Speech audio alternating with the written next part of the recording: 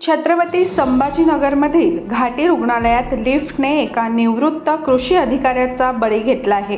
Lift अर्धा तास बंद पडल्यामुळे या अधिकाऱ्याचा गुदमरून मृत्यू झाल्याची घटना घडली।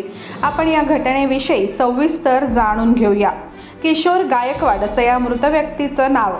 किशोर गायकवाड यांच्या छातीत दुखत होते, त्यामुळे ते शुक्रवारी दुपारी उपचारांसाठी घाटी रुग्णालयात गेले होते। रुग्णालयात जाण्यासाठी त्यांनी पायऱ्या चढून जाण्यापेक्षा लिफ्टचा वापर केला।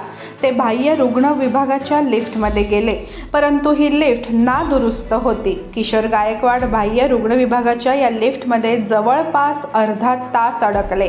या दरम्यान त्यांना कुठलीही मदत मिळाली नाही, त्यामुळे गुदमरून त्यांचा लिफ्टमध्येच मृत्यू झाल्याची धक्कादायक घटना घडली।